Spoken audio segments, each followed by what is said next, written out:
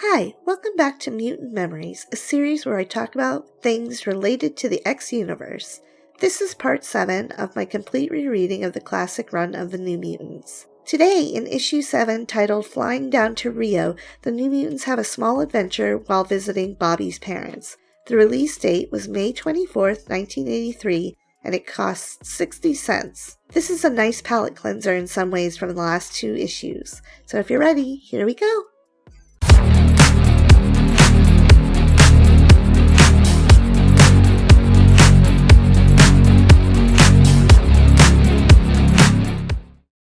So I apologize for the raspiness of my voice in this recording. I'm a little bit sick, but I really wanted to put out a video. The plot. The splash page of this issue is an image of Bobby standing on a seashore, looking into the distance towards the rough sea and crying. The exposition boxes explain that Bobby remembers the explosion, and he recalls how in his sunspot form, he was able to protect himself from large rocks, and from the danger of the pieces of Viper's lair literally crushing him when Samurai exploded the whole place. It goes on to say that he found himself in the water, then he heard shouts and found Sam, who was lucky to be alive because he can't swim, and it explains one by one the New Mutants were found, all of them except one. Shan was nowhere to be found. Bobby says it felt like the end of the world while it was happening, and he fears for Shan it was the end. At some point after all of the New Mutants being rescued or making it to shore, some of the X-Men met up with the New Mutants. The remaining New Mutants come to meet Bobby at the seashore, telling him the professor sent them to find him. Danny is worried that Bobby is freezing and offers her coat to help warm him up. Bobby asks if there's any word of Shan, and Sam tells him not yet, and that the X-Men continued to search even after the New Mutants all went to sleep. But so far there is no sign of Shan, and Xavier cannot reach her telepathically. Bobby responds that it has been days and there's probably no hope, which upsets Rain and causes her to cry. Rain says there has to be hope, then wonders how they will inform Shan's much younger brother and sister what has happened. Sam says the professor sent them in person to get Bobby so that they could get some exercise rather than him just mind calling Bobby. Bobby says they are really some heroes because he feels like they failed by letting Viper and Silver Samurai get away after they killed Shan. Sam says that they won't be free for long. The New Mutants make their way back to a makeshift campsite where the professor and a few of the X-Men are looking at maps and discussing their search for Shan. Kurt, otherwise known as Nightcrawler, tells the kids he will teleport to them with some hot chocolate, and when he does, Rain gets scared of him and calls him a demon, to which Kurt replies that he is many things, but not a demon. Storm says she wishes Wolverine was not in Japan so they could use his tracking skills. Rain reminds her that in her wolf form, she is also an excellent tracker, but Storm tells her Wolverine is more experienced, and that Rain might miss clues that he could see. Bobby asks the professor why he was brought to him and what he wants. He asks if there is any news, and the professor says, kind of, and that there is someone there to see Bobby. Bobby asks who, and a voice from behind him answers, me. When Bobby and the other kids turn around, it's revealed to be Bobby's mother. At first, Bobby is excited to see her and asks if she now knows that he is a mutant. She explains that his father wrote to her and she knows about Bobby's mutant powers. Things turn a little tense when Bobby asks why she has been away for so long and why she didn't come home to help him, and that he really needed her, especially when his girlfriend Juliana was murdered. For more information of this, see the first episode of the series, The New Mutants graphic novel, for more information. She explains that she is sorry and that she was on a dig in the middle of nowhere because she is an archaeologist. She tells him it's a job she loves, and Bobby snarks back, sometimes it feels like you love it more than Father and I. His mother apologizes again and says she came as soon as she could and as fast as she could. Professor breaks up the reunion by telling Bobby and the New Mutants that Bobby's mother is going on an expedition to the headwaters of the Amazon and she has invited the New Mutants, and he thinks it's an excellent idea they go with her. Bobby is angry and asks, what about Shan? Because he doesn't want to give up the search. Xavier explains that the search for Shan will be better left to the X-Men. This makes Bobby even angrier, and Bobby says that Shan wouldn't give up on Danny when she was captured and held by Viper, and the rest of the group would also not give up on Shan. Xavier says that the New Mutants have done all they can. Bobby retorts, who are you to give me orders? It's your fault Shan is missing and maybe dead. Then Bobby goes even further, telling Xavier that if he hadn't paid more attention to Team America, than the New Mutants and helped the New Mutants more, then maybe Shan would still be with him. Xavier yells back at Bobby that he is the headmaster of the school and their teacher, and as long as Bobby is his student, he owes Xavier the last word and his obedience. To which Bobby replies that maybe it has come time for him to quit being a student, and then Bobby runs off. Nightcrawler asks Xavier if it was wise to provoke Bobby, and Colossus asks what harm it will do to let the New Mutants stay. Xavier explains that there is more than meets the eye to Shan's disappearance, and that he sensed a powerful psychic entity attacking her, and he is afraid the entity would attack again. He explains that he doesn't want to place the New Mutants in even more danger because he knows they are brave as the X-Men, and they would move heaven and earth to look for and rescue Shan. He says it's better that they hate him and think that he is heartless and remains safe. Bobby is up on the cliffside, breaking rocks apart in a fit of rage while in his sunspot form. He thinks about Juliana and Shan and how unfair it is that they both died. He exclaims that for all his power, he could not save either of them, and begins to cry because they were both good people and in his opinion didn't deserve to die. The rest of the New Mutants catch up to him, and Sam begins to try to talk to him about how the world just isn't fair sometimes. Sam explains that his father died, and this kind of really messed up all the plans that Sam and his family had, and that Sam had to go to work in the mine just to make ends meet for his family after his father's death. Bobby tells him basically to get to the point, and seems rather annoyed with him. And Sam says that life will throw you curveballs, but all you can do is try your best to cope and keep going in spite of that. Bobby asks if the best thing to do is what Xavier wants them to do, which is act like good little children. Danny says of course they don't have to do this, but she thinks that in this exact situation, Xavier is correct. And if they stayed to help look for Shan, the X-Men would have to watch over them too, and it's best they go so the X-Men have no distractions and they can focus looking for Shan. Bobby tells everyone he misses Shan, and Danny says we all do, hotshot. Then Sam tells Berto they have to go because his mother is waiting. There is a time jump here, and the New Mutants arrive in Rio de Janeiro, specifically the fashionable seafront of Ipanema. I'm trying to hold back from singing the song about the girl from Ipanema. Tall and tan and young and lovely, the girl from Ipanema goes walking, and when she passes each one she passes goes. They are driven in a fancy car to Bobby's father's giant mansion, and they are all in awe. The exposition explains that Bobby's mother and father started out life very poor, and both originally worked in this large house. But his father worked his way to a fortune and eventually took over the estate after he became incredibly wealthy. Berto's mom now found herself the mistress of a house she had once been a maid in. One of the help welcomes Bobby and his mom back home.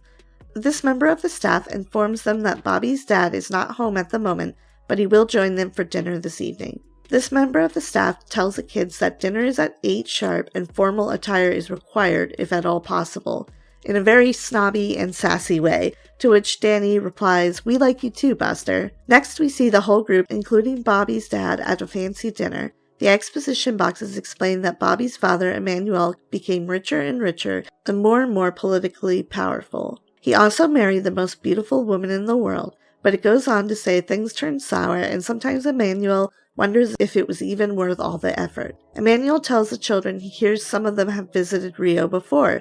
Danny explains she came with a friend. Emmanuel says, "Oh right, that was when you met Bobby," and goes on to say that was a very sad time for his own family and Juliana's. He then asks Danny why Shan is not there, to which Berto's mother replies that she told him about this and the girl is lost. Emmanuel asks Danny to forgive him, that he should have realized this. Then he asks in a nasty way where his wife will be gallivanting off to next.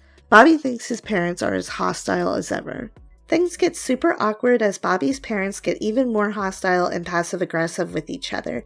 Nina, which is Bobby's mom's name, says she is going to the headwaters of the Amazon, to which Emmanuel replies that this place is dangerous. Nina replies that he himself is sending geologists there, and Emmanuel basically says he would do anything for money. Nina questions why they need more money. They already have more than they can spend. And Emmanuel's like, "Do you want to be poor? What's wrong with you?" He asks her, "Do you want to live in the hills in a small favela, like I did when I was growing up?" She replies that what she wants is to be happy, for all of them to be happy. Emmanuel coldly replies that he is happy. There are several panels of the New Mutants responding internally about the fight that Bobby's parents are having right in front of them. Nina then tells Emmanuel that the Amazon basin is being destroyed by people like him, and he is ruining the future to rule the present. Emmanuel tells her that he knew she was an idealist, but he didn't know she was a fool too, and excuses himself from the dinner. The next morning, Nina and the members of the New Mutants are enjoying all the wonderful things Carnival has to offer. Sam is excited there are so many hot girls and ends up being kissed by one. Rain says that he should be ashamed, and Danny tells her basically to lighten up and says that they should get costumes and join in while she's looking at a woman in a provocative outfit. Rain says, "Danny, you wouldn't." Spoiler alert, Danny totally would. Danny asks Berto if everything is okay because of the scene with his parents, and if there's anything she can do to help. Berto says all she can do is pray and hope for a miracle. Danny feels really bad for Berto about his parental situation. Nina leads the kids to a costume store so they can join Carnival and tells them they can pick a costume to wear to the governor's ball they will be attending the next evening. Sam says he doesn't know if he can quote-unquote do high society. Nina tells him a lot of girls will be there, and Sam's like, "Okay, I'm in." A shadowy person is watching them as they enter the costume shop, and the figure says, "Notify all units, we'll spring the ambush here."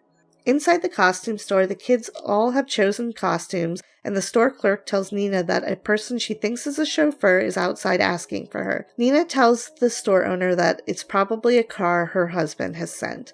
Nina tells the kids to get back in street clothes and meet her out front. But when Nina goes out to meet the supposed chauffeur, she is grabbed by people dressed in the guard outfits of the Hellfire Club. I guess Sam sees this through a window, and he recognizes the uniform from his time working with him in the team's first adventure together. For more information, see the first graphic novel I mentioned earlier, or the first episode of this series. Sam blasts through the store, screaming to Bobby that his mother is being kidnapped. The goons throw Nina in a car. Sam is blasting towards them when suddenly his concentration is broken because someone threw a huge axe at him. Thankfully, he crashes into a derelict old building and not somewhere where there's people. As they rush forward, Danny exclaims that Sam is buried and might be hurt and they need to dig him out. Bobby asks what about his mother? But before they do anything, a voice tells them not to fret, that his mother is in good hands, and if they mind their manners, they also won't be hurt. The person talking is revealed to be an enormous, muscly man with an axe who introduces himself as, get ready for the best creative name ever, Axe. Sunspot tells him to get out of the way or he will face consequences, to which Axe tells him that he warned Bobby and punches him effortlessly away. Psyche tries her hand at defeating the man with her illusions, but Axe tells her he was warned about her power and swats her away also, just like a fly. Wolfsbane runs away in her human form, and Axe says that's the smartest thing he has seen so far, and wonders why anyone was worried about him dealing with the New Mutants, because they were very easy to defeat. The New Mutants eventually regroup and check to make sure everyone's okay. The shop owner, whose store was completely destroyed in the brawl, asks who will pay for all the damage to her shop, and Bobby tells her his father will pay. Danny explains that Rain and her have a psychic link, and Rain is following the trail of the people who took Bobby's mother. Everyone wants to know what the Hellfire Club has to do with Nina. When the moon has risen, the New Mutants find themselves in a hideout where Rain has tracked the goons and Berto's mother too. They are eager to go inside, but Bobby tells them that they need to be careful because if things get too chaotic, his mother could be killed in the crossfire. Rain communicates to Danny via their Psylink. Just a note, Rain is in the hideout spying in her half-wolf form at this point. So Rain tells Danny that Bobby's mom is not in danger until the next morning when the people who took her hear from their employer who will decide her fate. But they will hurt her or kill her if they become overly concerned. Danny says they cannot call the police for this reason. Sam tells Bobby it's too bad his hero Magnum P.I. wasn't with them, and the mention of Magnum P.I. gives Bobby an idea. Some of the Hellfire goons and Axe are sitting in a cozy room when they hear a haunting, howling noise.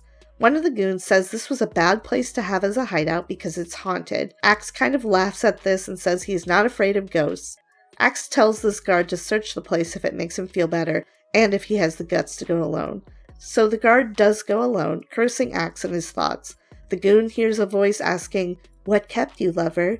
He turns around to see who is there. He sees some ghostly women at the top of a staircase. He asks how they got inside because everything is locked, all the doors and windows, and they guide him towards them, and as he approaches, they ask how often a man can come into contact with his heart's desire. But suddenly, the ghostly girls begin to turn into creepy creatures that kind of look like mystical ghost zombies, which terrifies the guard and causes him to fall down the stairs. The other guards hear the ruckus and come running. Psyche and Wolfsbane defeat the guards one at a time using their powers. Psyche struggles with seeing the effects of her power on the guards. She feels bad even though she is just doing what she needs to do. After the girls defeat most of the guards, Sunspot crashes through a wall to confront Axe, who is currently kind of grabbing his mother. Axe warns Sunspot not to come any closer or he will gut his mother. Sunspot says that is not a problem and crashes his fist into the ground. This causes the floor to break apart, knocking Axe over and causing him to release Nina. Sunspot tells Cannonball to take his mother to safety and leave him alone with Axe. Sam blasts through the room, grabbing Nina. He tells her not to worry because they are both invulnerable while he's blasting. She asks, "What about my son?" and Cannonball says he'll be with them shortly after taking care of some business. Sunspot tells Axe to get to his feet. Axe tells him he will regret being born. Sunspot tells Axe he was taken by surprise the last time they fought, and this time he's ready. He hits Axe, and Axe asks, "Is that the best you've got?" The two trade punches for a moment, but Sunspot comes out on top, and he replies to Axe's question, "It wasn't," meaning it wasn't the best that he had. The next day, the kids and Nina are getting ready to board a small plane that will take them to Manaus, right on the Amazon. Bobby says he is worried for his mother. He fears she is still in danger. Sam replies that they will look after her, but also his mom seems like a woman who can kind of take care of herself, which kind of doesn't make sense because they literally just had to save her. I just noticed that. Far off in a car, a figure explains that the performance of the Hellfire Club operatives has hardly made the person talking want to join the Hellfire Club. It's revealed that the person talking is Bobby's father, Emmanuel, who is talking to Sebastian Shaw. Emmanuel says he wanted them to deal with Nina, but Shaw says it was difficult because Emmanuel had not wanted her harmed, and that the club is ready to continue helping him deal with his wife. Emmanuel explains that won't be necessary, and he made other arrangements. He says whatever happens, Nina cannot reach her destination of the Amazon. Shaw asks if he would do this, even if it meant the death of his wife and son. And that's the end of the issue. The story continues in the next issue titled The Road to Rome? Thoughts upon originally reading. I originally read this when I was maybe 13 years old, and I remember really liking this issue. I have said this a million times, but I love when there is character development in this book. I'm happy we got a lot of information about Bobby's family. I also really like the Hellfire Club. I don't think I have mentioned this before, but my favorite fan fiction when I was young had to do with a New Mutants Hellfire Club Hellions crossover. I even rewrote this fanfiction that I loved so much and scrubbed the Marvel away from it, making up my own characters and scenarios based on this fanfiction. I actually redid parts of this recently for a NaNoWriMo project. I really just wanted to go back to it because this project was my baby when I was 13 to 18 years old. After I finish going over the draft and stuff, I actually might release it somewhere for people to read. It was a good time. I know I'm a nerd, but seriously, that doesn't surprise anyone watching this, does it? I'm sure you're not surprised. I have a future Mutant Memories video where I'm going to talk about X-Universe fanfiction I consumed as a young child and teen, and an online RPG that I was a part of. But I'm getting off topic. We'll get back to the comic. I loved the art in this when I first read it, and I thought Bobby's mom was adorable. I felt bad for Bobby because his home environment seemed so toxic. I remember being shocked that Bobby's father tried to get his mother out of the way and that he would actually work for the Hellfire Club. I actually read this issue that begins the Amazon arc in order with the next few books, and it was awesome to be able to read an arc from start to finish. I wasn't sad at the time about Karma because I had already read later issues of New Mutants, so I knew she was still out there and probably not dead. I say probably not dead because even as a kid, I noticed how often characters were resurrected, except for it took them forever to bring Ilyana back, and that was super annoying. But I did kind of find it kind of interesting that she was presumed dead for so long in this series. I read this before the Thunder Riders issues, so I read them out of order, and I was really confused about what had happened to the kids in Shan. Reading a lot of these issues out of order could get very, very confusing, so sometimes I didn't really know fully what characters were referring to in certain issues. Mostly I understood, but it did get difficult sometimes. Overall, I look back on this issue very fondly, and I have definite memories of really liking this issue, even though at the time I found the main villain Axe to be pretty lame. He was just like a juiced-up lumberjack, is what I remember thinking. Somehow I guess I knew about steroids, because I remember thinking this exact thought about Axe when I was young. I also really liked the carnival scenes, and I at the time agreed with Rain that the kids were all acting kind of slutty. I was kind of uptight and conservative as a kid to 13 years old. A lot of my views changed drastically, and I became a lot more open-minded and liberal when I turned like 14, 15. But at the same time, I really enjoyed the carnival and the little character building moments throughout the book, and things like that throughout this book. This is where I guess I should explain my kinship to Rain a little bit. The character I feel the most like, and felt the most like my whole life, I guess, was definitely Ilyana.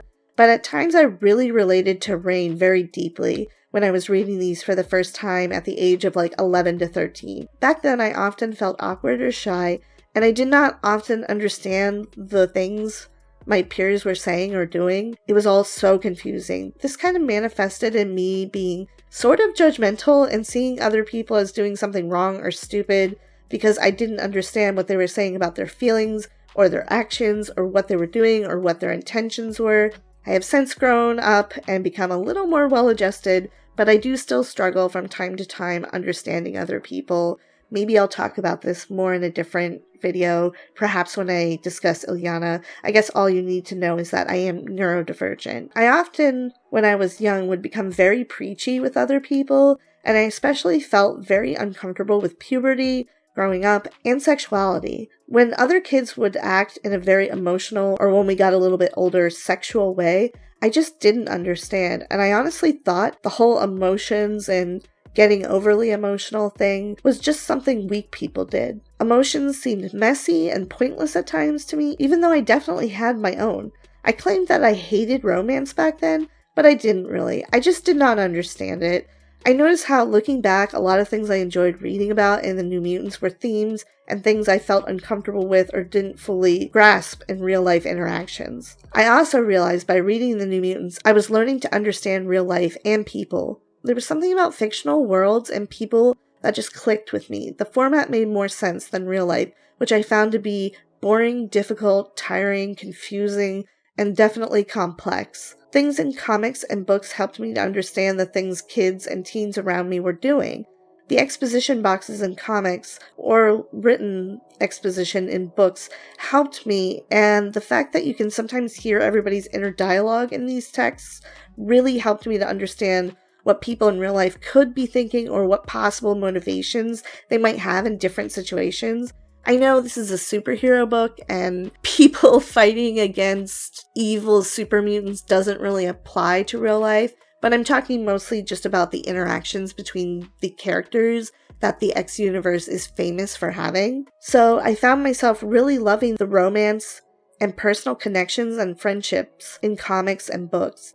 These things were all somehow more digestible to me in these mediums, so obviously I did gravitate towards the issues of comics that dealt with themes I was desperately trying to understand. I think for many people, comics help them put together the world as they're getting older. Maybe my case is a little bit extreme, but I know I'm not alone in this. I'll talk more about this throughout videos in this series, and maybe a special video about my experience being a neurodivergent female comic collector. I guess the too long didn't listen is that, of course, I identified with Ilyana and Rain, two characters thrown into a world that was foreign to them, trying to exist while they are very different from the world around them, from the world they find themselves in. I myself was struggling in a world that I didn't understand or fit into very well. Really, all of the New Mutants have their own struggles with fitting into the world around them, which is part of the reason I think this comic book in specific hit so hard when I was young.